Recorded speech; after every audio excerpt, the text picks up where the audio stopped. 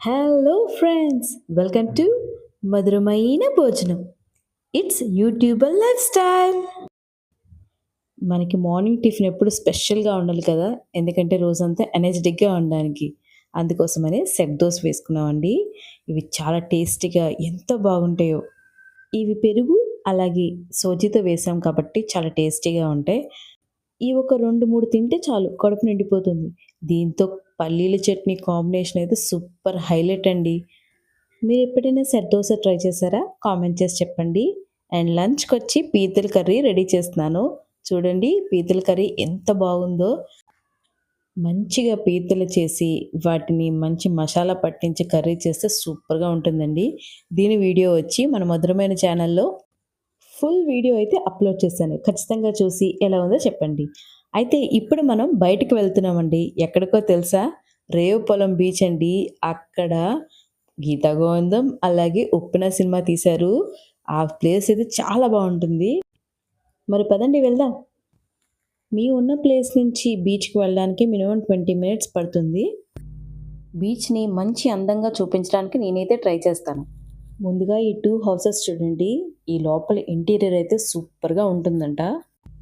ఇక్కడ చూసారా కొబ్బరి చెట్లు కనిపిస్తున్నాయి కదా! కాసేపు ఉంటే మీకు కొబ్బరి ఫ్యాక్టరీయే కనిపిస్తది. ఇదిగోండి దారి పొడుగునా మనకి కొబ్బరి పీచు ఫ్యాక్టరీలయితే విపరీతంగా ఉంటాయి. ఈ దగ్గరలోనే ఒక మంచి వెంచర్ ఏస్తున్నారు. చూడాలి మరి ఇక్కడ ఏమొస్తుందో అని. చూడ్డానికైతే ఈ లేఅవుట్ చాలా పెద్దదిగానే ఉంది. మనకి ఒకవైపే కాదండి. చూసుకుంటూ వెళ్తే ఈ కొబ్బరి పీచు ఫ్యాక్టరీలనేవి రోడ్డుకి ఇటువైపు, అటువైపు 2 వైపులా ఉంటాయి. కావాలంటే చూడండి. ఇటువైపు 2 కనిపిస్తున్నాయి కదా! అటువైపు కూడా మీకు చూపిస్తాను. ఈ పీచుతో ఏవేవి రకాలు తయారు చేస్తారో మీకేమైనా ఐడియా ఉంటే కామెంట్ చేసి చెప్పండి నాకు. ఎవరైనా తెలియని వాళ్ళుంటే గూడా మీ వల్ల వాళ్ళకి గూడా తెలుస్తుంది. ఒకవేళ మీకు ఇన్ఫర్మేషన్ తెలిస్తే కామెంట్ చేసి చెప్పండి. చూడండి పచ్చటి పొలాలు ఎంతో అందంగా ఉంది కదా చూడ్డానికి. మనం ట్రావెల్ చేసి ఇప్పటికి ఓ 10 మినిట్స్ అయింది. ఇంకా ఒక 10 మినిట్స్ ఉంది. అక్కడ కనిపించే మోస్ట్ ఆఫ్ ద ప్లేసెస్ నేను కవర్ చేసి చూపిస్తాను. దారిలో వెళ్ళేటప్పుడు ఎక్కడైనా ఆగిపోతే ఇక్కడ దగ్గరలో ఒక పెట్రోల్ బంక్ ఉందండి. ఇదిగోండి అదే ఇది. అది దాటితే మరి ఇంకో పెట్రోల్ బంక్ లేదు. ఇదిగోండి మనం బీచ్‌కెళ్ళాల్సిన రూట్ ఇదే. ఈ టర్నింగ్ తీసుకొని మనం లోపలికి వెళ్ళాలి. అదిగోండి బీచ్ మనకు కనిపిస్తుంది కదా! ఈరోజు క్రౌడ్ చాలా ఎక్కువే కనిపిస్తున్నారు. Enjoy this beach view with music.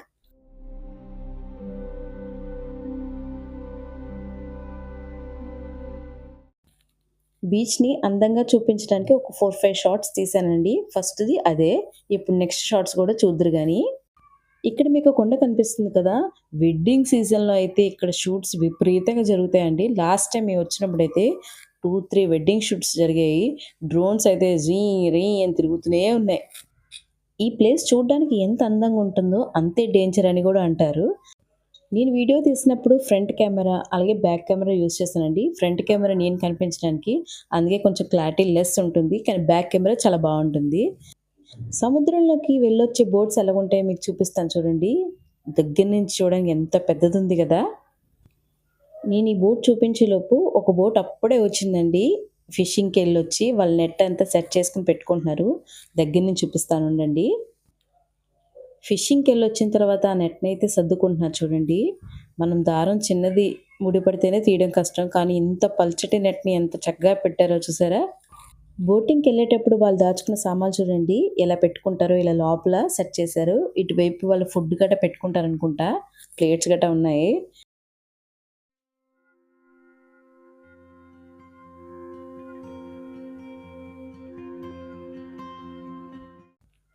మా స్కూటీ మీద ఒక అమ్మాయికి హాఫ్ సారీ షూట్ అవుతుంది చూడండి.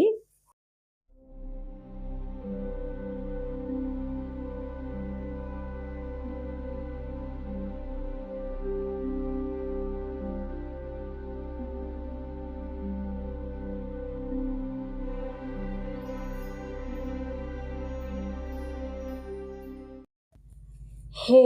మొత్తానికైతే ఆ కొండెక్కామండి. అదిగోండి కరెక్ట్‌గా కనిపిస్తుంది కదా! ఆ ప్లేసు. బావుంది కదా! కానీ ఫ్రంట్ కెమెరా కంటే బ్యాక్ కెమెరాలో ఇంకా బావుంటుందండి. చూపిస్తాను మీకిప్పుడు. రనా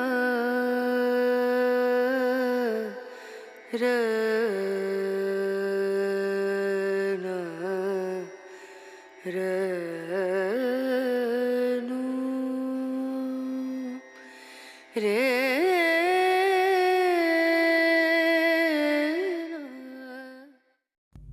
మనం చూపించినప్పుడే కొండ దగ్గర ఓ టెంపుల్ చూసాం కదా! అదే ఇది. ఆ టెంపుల్ లోపల ఇలా ఉంటుందండి. మరోవైపు నుంచి మీకు బీచ్ ఇంకో అందంగా ఎలా ఉంటదో చూపిస్తాను.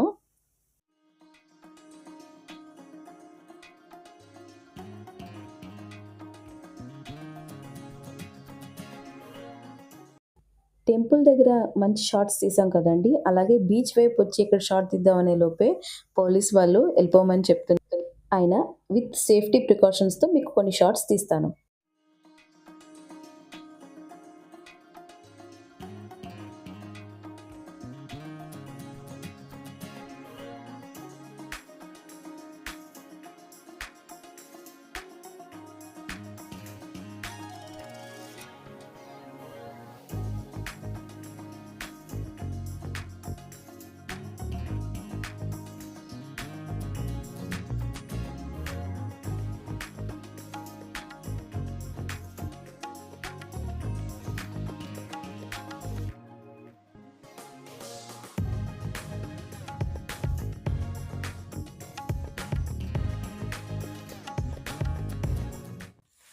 దూరంగా మీకు శివుడి, పార్వతి స్టాచ్యూస్ కనిపిస్తున్నాయి కదా! ఈ రూట్‌లో వెళ్తే అవి మనం చేరుకుంటాం.